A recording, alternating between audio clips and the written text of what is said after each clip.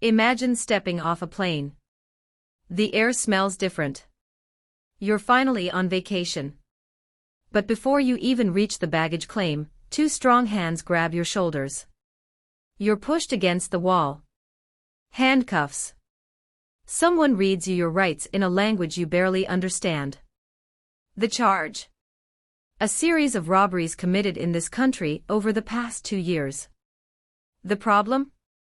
You've never been here before in your life. This is not the plot of a Netflix thriller.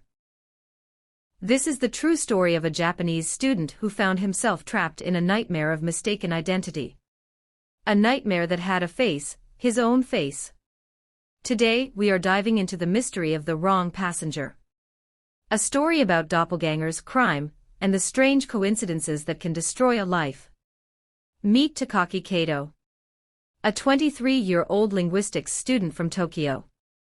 By all accounts, a quiet guy. Loved books, hated conflict. Saved money for 2 years to afford this trip. A 2-week getaway to Denmark. He wanted to see the castles, the canals of Copenhagen. Ordinary dream, ordinary guy. December 4th, Takaki lands at Copenhagen Airport. He's tired but excited. He joins the queue for passport control. Standard procedure. Show the passport. Smile. Get a stamp. But when he hands his passport to the officer doesn't smile back. He stares at Takaki. Then at the screen. Then back at Takaki. The officer presses a button under the desk. Within seconds, 2 large men in uniform appear.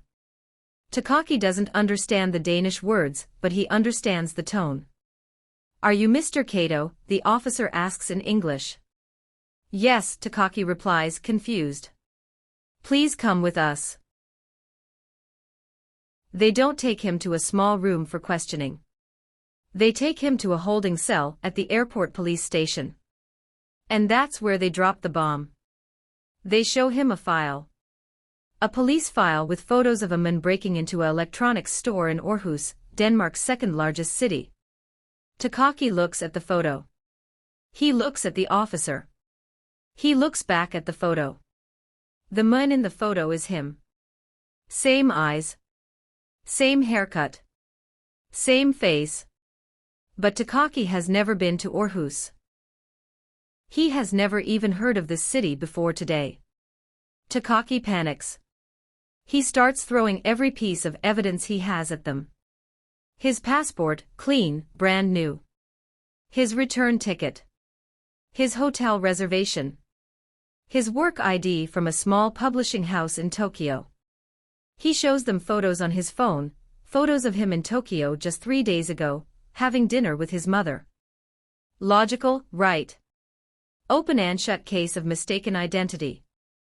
But here's where it gets weird. The police bring in witnesses. 3 shopkeepers from the electronics store in Aarhus. They look at Takaki through the one-way glass. All 3 of them, without hesitation, point at him. That's him, they say. That's the man who robbed us. Takaki starts screaming. It's impossible. I was in Tokyo. Check the flight records. Check the date. The police check.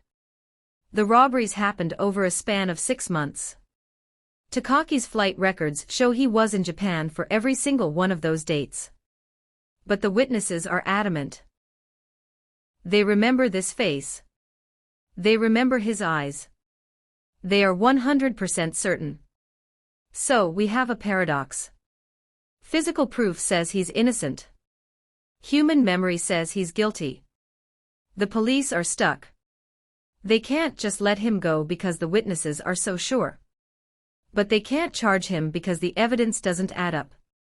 Takaki spends the next 72 hours in that cell, slowly losing his mind. He starts to question himself. Did I sleepwalk to Denmark? Am I going crazy? The story leaks to the local press. Japanese tourist claims he has a criminal doppelganger. It becomes a minor sensation. A local journalist from Aarhus, a woman named Ingrid Svensson, decides to dig deeper. She's fascinated by the witness's certainty. She gets access to the police evidence, including the grainy security footage from the electronics store. Ingrid watches the footage. The quality is terrible. But she can see the man's face clearly enough.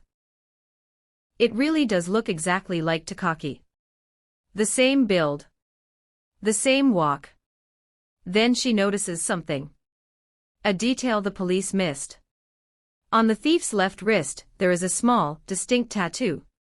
A Celtic knot. Ingrid checks Takaki's police photos. His wrists are completely clean. No tattoos. Not even a scar. This is the first crack in the case. But Ingrid doesn't stop there. She starts asking around Aarhus. Does anyone know a guy who looks Japanese, has a Celtic tattoo, and maybe has a temper? And then she gets a tip. A bartender from a local pub calls her. I think I know who you're looking for, he says. But you're not going to believe it. His name is Lars Jorgensen. He's 25 years old. He's Danish. And he has absolutely no Japanese ancestry. Lars was adopted from South Korea when he was a baby. He grew up in Denmark, speaks Danish with a perfect accent, and has never been to Asia in his life. But genetically, he shares roots with Takaki. And apparently, nature decided to press the copy-paste button. Lars Jorgensen is Takaki's doppelganger. They are not related. They have never met. But they look like identical twins separated at birth. And Lars?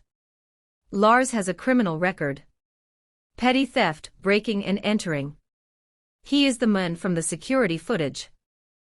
They met in a park in Copenhagen. Two strangers, wearing the same face. Takaki later told reporters it was the most surreal moment of his life. It was like looking into a mirror that moved on its own, he said. Lars didn't say much. He just stared. Maybe he was seeing his own future. Or maybe he was wondering how different his life would have been if he had been born in Tokyo instead of Aarhus. So what's the moral of this story? Is it about crime and punishment? Not really. It's about probability. It's about the strange truth that there are at least 7 people in the world who look exactly like you. Science calls it facial recognition variance. We call it doppelgangers. For Takaki, the nightmare is over. But he says he still catches himself staring at strangers on the train, wondering if they see his face staring back. Lars is serving his sentence. And somewhere out there, another Takaki might be walking the streets, completely unaware that his face is already wanted in a different country. If you learned that your doppelganger was a criminal somewhere, would you want to meet them? Or would you be afraid of what you might see? Let me know in the comments below. Thanks for watching. Stay curious. And maybe double-check your alibis.